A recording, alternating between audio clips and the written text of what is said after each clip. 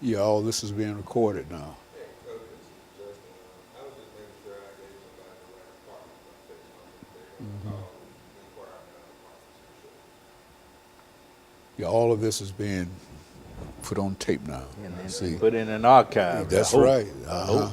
Yeah. Yeah. So what we'll do is that when we get the tape from the end of the day, I'll cut this out, and then we'll have the show. But we'll also have about 8 or 10 minutes of I see. us doing nothing but being on television. Yeah. Yeah, God is good.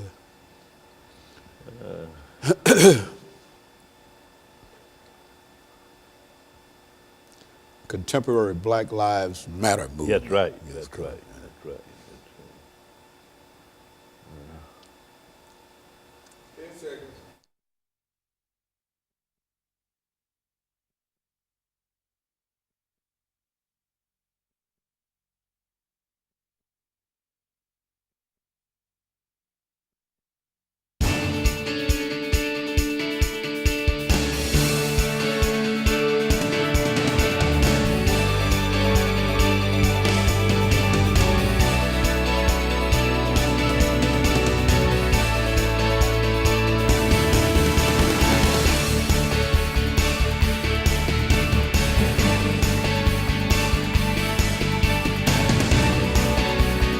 Thank you and welcome to the show this morning.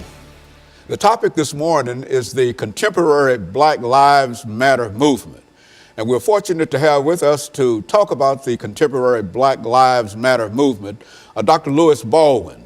Dr. Baldwin has been with us on a number of occasions, and I'm almost certain that he needs absolutely no introduction to our audience, Dr. Thank Baldwin. you. I think Thank that, as we've said on many occasions, you've been with us almost since the very, very beginning. That's right. That's and we right. certainly can appreciate what you've already given to us. Thank but you. we're also looking forward to what you have to give today, I appreciate especially when we talk about the Black Lives Movement. And before we get into what you have called, Dr. Baldwin, the contemporary Black Lives Matter movement, let's talk about LBaldwin, to have you to give us some information about your background, your education, and some of your experiences.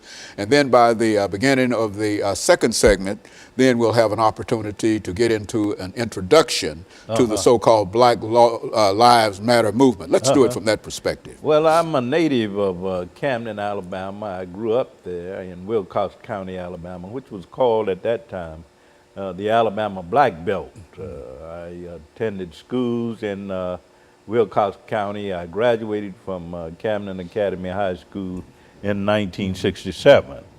And from that point, I matriculated at Talladega College in Talladega, Alabama, majored in history. 1971, I graduated with a BA degree in history. And from that point to Crozer Theological Seminary in Rochester, New York, where I received the MA and MDiv degrees. From that point, of course, to Northwestern University, where I received the PhD degree in 1980 in American Christianity. And from that point, of course, I've been involved in scholarship and teaching. I taught at Worcester College in Ohio, Colgate University in New York, and for 30 years, I taught at Vanderbilt University here in Nashville. And so, and also known, Dr. Baldwin, I must say, as one of the most important individuals dealing with the scholarship of Dr. Martin Luther King. Even though today we're not going to talk specifically about Dr. Martin Luther King, Yeah. we're going to talk about a movement that I didn't know that much about personally before we talked about it. That was inspired by that was in a real sense inspired by Dr. Martin Luther King. Exactly. Let's see if we can, Dr. Baldwin, during this first few minutes during this segment, to have you to give us some understanding of the Black Lives Matter movement. Well, the Black Lives Matter movement actually started in 2013 after the acquittal of George Zimmerman for the murder of Trayvon Martin. 3 black women, Alicia Garza, Patrice Cullors, and Oprah Tometi, decided that they would get together and start a movement that would deal with the intentional and systematic killing of young black men. And they said, well, hey, this is about black lives. So what we want to do is to go on social media and to sort of promote this idea that black men are being systematically and intentionally killed, not only by vigilantes, but also by police. So the movement started in 2013 after the acquittal of George Zimmerman. It blossomed in 2014 with the killing of Michael Brown in Ferguson, Missouri. And since that time, of course, the movement has continued with the killing of Eric Garner, with the killing of Walter Scott in South Carolina, with the killing of Freddie Gray in Baltimore. So the Black Lives Matter movement is not only a slogan, it started out as a slogan. Some might say that it was a rallying cry, that it was a social media hashtag, but now it has become a movement with chapters in 23 chapters in the United States, Canada, and Ghana.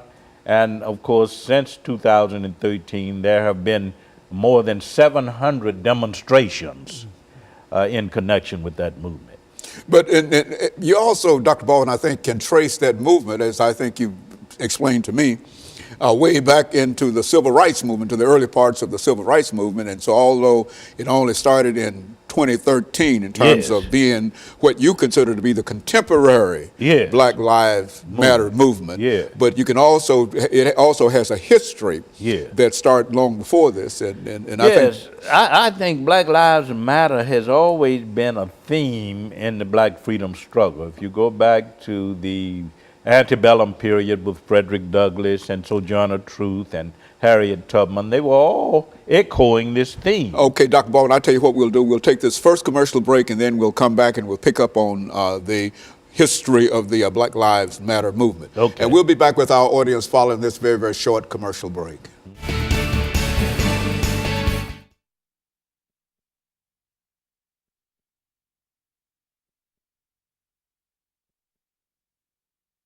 We're still dealing. And then the last, where are we going from here? Yeah, Okay. Yeah, so would you, do you want to do some history about it? Because I think you were talking about. Yeah, we want to go into the historical background of it. Well, let's give about we've got to have about 8 minutes. Better to talk about that. Yeah, and then that last 10 minutes we can get into whatever else you wish to deal with. That sounds great to me, yeah. This is fun. Yeah, it's all laid out here. And see, this is some important pieces of tape that we're getting right here. Not only does it deal with the subject here. Yeah, how do you put it in a larger context? In a context, yeah, that's right. Because I don't think a lot of people do that. Yeah, a lot of people do that. 1 minute, Dr. Haynes. Yeah, so we're getting ready for the second segment. And it goes like that, doesn't it? Yeah. It goes just like that. And this is one of 5, my first of 5 today. Yeah. So we'll be out of here about 2:30.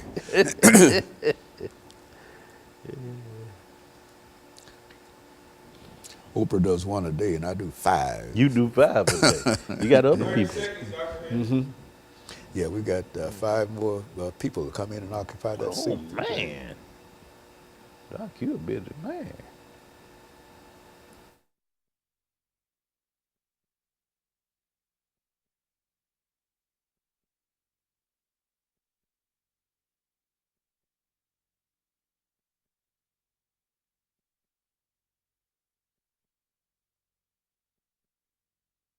Thank you and welcome back to the second segment of the show for today.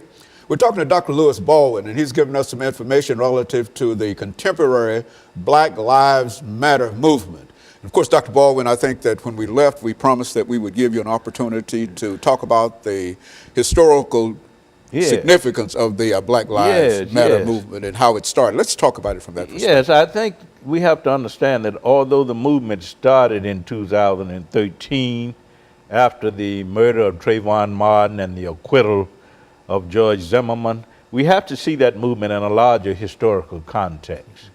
Black Lives Matter actually started in the pre-Civil War years. If you look at the speeches, the activities of Frederick Douglass and Harriet Tubman and Sojourner Truth, they were all echoing this theme, Black Lives Matter, in the late 19th century.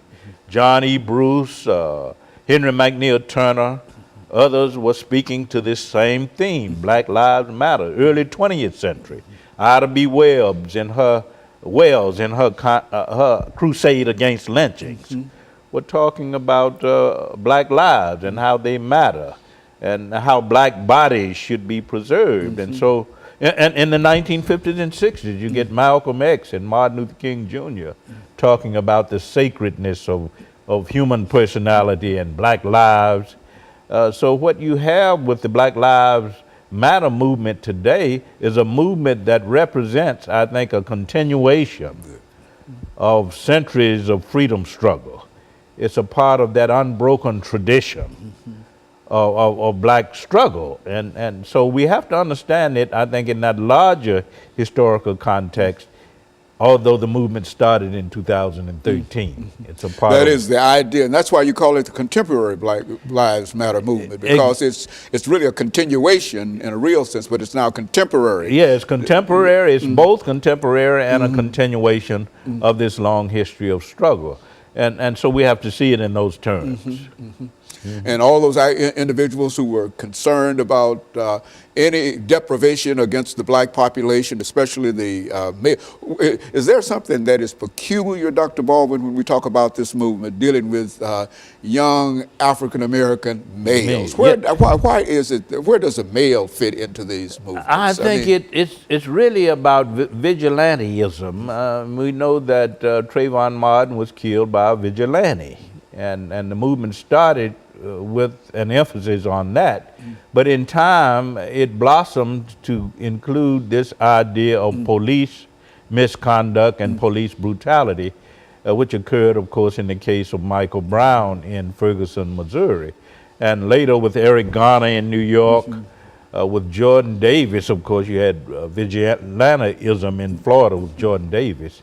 And of course, you had others like Walter Scott in South Carolina, who was killed by a policeman, and Freddie Gray in Baltimore. So the movement is really focused on the killing of young black men, the intentional and systematic maiming and destruction of young black male lives. And interestingly enough, you have black women who are spearheading this movement. So that's what it's all about. And when you look at this movement, Dr. Baldwin, and you think about the institution of slavery, I think you already mentioned that as part of the framework of the movement. When you look at this movement, it appears to me that the emphasis is on young African-American males, primarily because those are the most dangerous individuals dealing with the institution of slavery. That is, if slavery is to be overthrown, it is not the African-American female, nor the African-American older person, but it will be who? Those young African-American males. And so that's the group. That's right. That group has always been vulnerable. It was vulnerable in the pre-Civil War years, the antebellum period, as we call it, vulnerable in the late 19th century, earlier 20th century, the civil rights movement, and even today. The systematic and intentional killing and maiming, destruction of young black men, I think, is the issue here with the Black Lives Matter movement. Not to negate the fact that black women are also victims. I think there are statistics that show that every 48 hours, some young black male, female, or child become the victim of what? Vigilante violence or police violence. So it's a movement about the sacredness of black life, about the value, the dignity of human life and black life more specifically. So it's not only about black males, but it is about black males. It's about black people and their right to life, liberty, and the pursuit of happiness. And I think that also, Dr. Baldwin, I'm reminded that there's such a real problem in terms of the economic situation of young African American males. I think that when you look at the statistics for today, you find that they represent a large element of the population whose unemployment is greater than any other area. And so not only is it the killing of African American males, but it also has an aspect in terms of their economic deprivation and their social deprivation and et cetera. That's an excellent question. And we often forget that when we go on social media and we check out the Black Lives Matter movement, we think it's only about racial profiling and police brutality and misconduct. It's also about poverty and economic injustice. They're very much concerned, Alicia Garza and others who are heading this movement are concerned about poverty and economic injustice, about teenage pregnancy, about incarceration rates in the black community.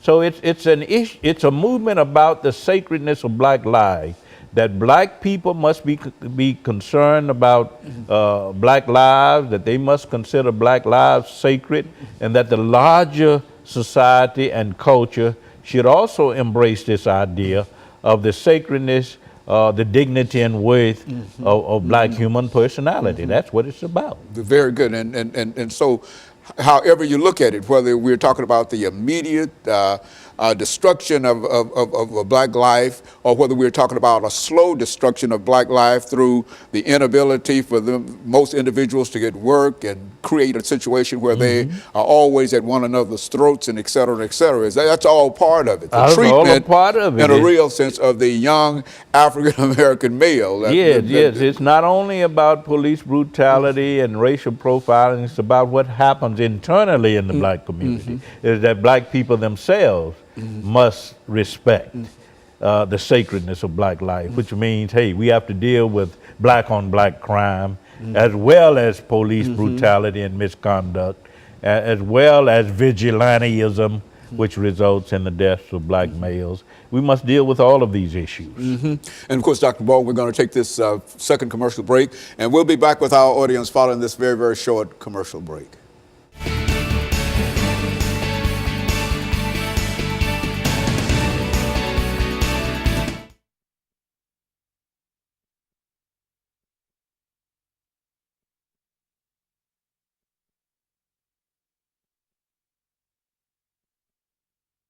All right. So, all right.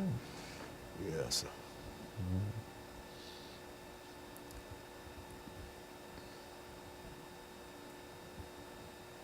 Black Lives Matter. And now you want to know, where do we go from here? Where are we going from here? Is the movement going to sustain itself, or is it just a fad? Well, it looks like it has already sustained itself from the very, very beginning. Worldwide media attention. Yeah, from slavery. It's just wider. You see, I think Black bodies are important, I think. And as long as there's police brutality, the movement would exist.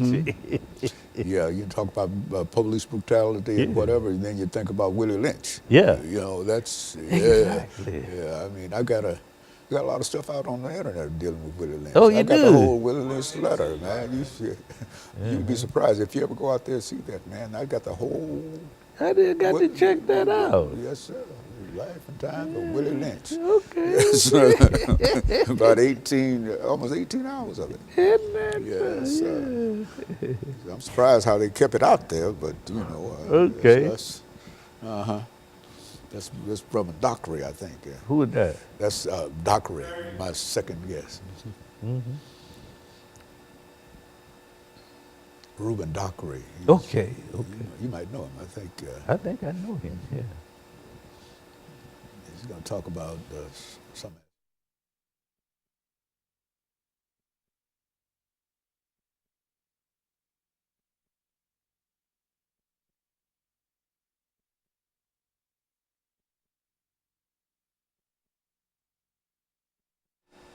Thank you and welcome back to the final segment of the show for today.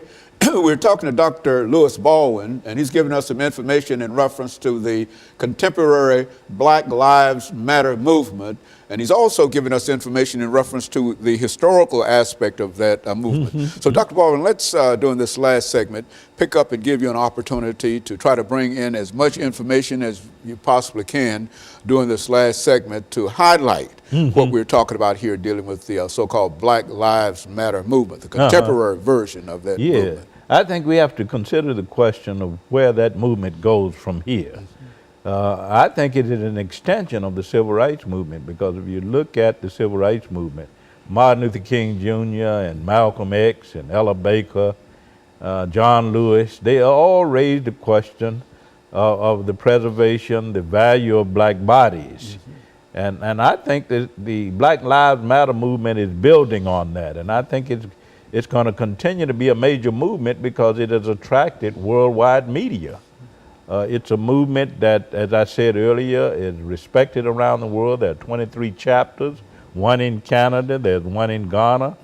So I think the movement will continue to blossom and evolve because there will be the issues are always the same, no matter where you go. It's always a deprivation of young African American males. African American lives. So I guess wherever. Every 48 hours, there's some black male, woman, or child murdered by vigilantes, by hate groups, or by policemen. So that movement, I think, will blossom. And I think because of social media, because of the internet, it will become as important, this is my prediction, as the civil rights movement. When you talk about 700 demonstrations that have occurred since 2013 up to this point in connection with the Black Lives Matter movement, you're talking about a major movement. So we need to move away from this idea that the Black Lives Matter movement is a slogan, that it is a rallying cry, to develop a sense of it as a movement. And as long as black lives are in jeopardy because of poverty, because of racism, because of economic injustice, you're going to have a Black Lives Matter movement. It's a historical movement with an unbroken tradition, and I think we have to keep that in mind. And it's still dealing with the same basic question in reference to the subjects. Exactly. In reference to this movement. No matter where you look, exactly, as you've already explained in American history, you're going to find out the same problems, the same deprivation, the same lynchings, the same burnings, and all of those things that happen. And so, yes. Throughout our history. And Malcolm and Martin spoke boldly to this issue of police brutality. So when we hear people like Alicia Garza and Patrice Cullors and Oprah Tometi, who are the leaders of this Black Lives movement, they are simply echoing what Martin and Malcolm and Ella Baker and Rosa Parks and others were saying about the sacredness of black bodies and the need to protect black bodies, not only against police brutality, but against these other problems that you raise, such as poverty and economic injustice. Yes, because if Black Lives Matter dealing with police brutality, they also matter dealing with the inability of African American males to find jobs, the inability of them to find health. And so it covers the whole thing. Yes, it spills over into drug addiction, it spills over into teenage pregnancy and other problems that have sort of become prominent in the black community. It's all about the vulnerability of black life.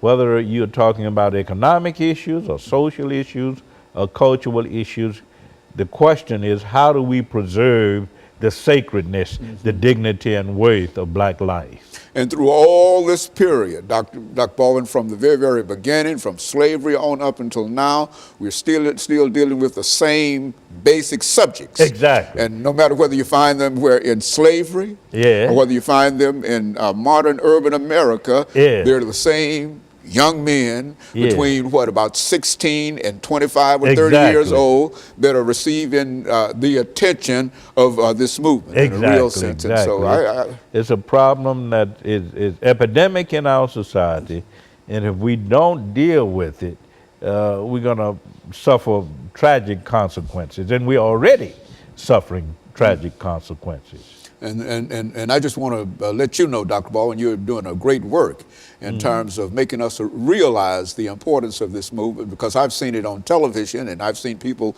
with signs saying Black Lives Matter. And even though I've been involved in this activity for the longest, I've never thought in terms of this being a part of something that was traditional. I've always known of protests, the NAACP and all other organizations that have protested, anti-lynching movements, and I think you've mentioned all of those, but I never was able to put it together as you are able to put it together here, and to indicate that this is indeed not a recent movement, even though you talk about the contemporary Black Lives Matter movement, that it's contemporary only because it is now which contemporary is, but it also has its historical roots in something that's very, very important. Yeah, it's a part of an ongoing struggle. And I certainly appreciate you, as I think we're getting ready for our final words for today, and I certainly appreciate you bringing us by that information and to encourage us, to let us know that there is an historical foundation, and those who might wish to become involved in this movement can continue to become so involved. And so I'm sort of wondering about where we are now. Is this it? You had 4 minutes left. Oh, good. Good. I didn't know. I think well then I think what we have to do is if you're interested in the Black Lives Matter movement, you have to become a part of social media. And not only social media, but a part of a movement, because the killing of black men, women, and children will continue. That's not going to stop. As I said earlier, that every 28 hours, according to some statistics, some black woman, male, child killed by vigilante police or hate groups. And we know about the Klan and the neo-Nazis and the Aryan nations and paramilitary groups, all of which promote a kind of racist theology, a racist philosophy. So the Black Lives Matter movement, in my view, will continue to grow and will continue to thrive, because you have the foundation for that kind of thing. And so in a real sense, the whole movement is not only a continuation, but more people can become involved in such a movement, and it's and it's a greater recognition of what is going on in reference to the African American community within the African American community. Now, I think we have to go back to this principle of the sacredness of black life, which is not only embodied in Scripture but in our Constitution. We all have the right to life, liberty, and the pursuit of happiness. And if we really believe in the sacredness, the dignity, and worth of human life, then we will become a part of this Black Lives Matter movement. Because this is what it's all about. It's not only about protecting the sacredness and the dignity of black life, it's about protecting the sacredness and dignity of life in general. That's exactly it. And so it's much greater than black people. It's how we treat one another. Each other. And if we're a country that claims to be a Christian nation, that claims to be wedded to the principles of the Constitution, then we'll take that seriously. And so in a real sense, this is part of what you might call the civil rights movement, because civil rights... I think it's an extension of the civil rights movement, because as I said earlier, when you look at the civil rights leaders in the 50s and 60s, they were dealing with police brutality, police misconduct. Malcolm X spoke Black Panthers Party, to Black Panther Party, King, Ella Baker, Fannie Lou Hamer. All of these leaders were concerned about police brutality and the intrusion of Klan elements into the police department. So I think we have to consider that in the larger context of what we are talking about. Very good. And of course, Dr. Baldwin, let me thank you for coming by and giving us that excellent information. And let me also encourage our audience to tune in again next week for another informative edition of Comments. Thank you and good morning.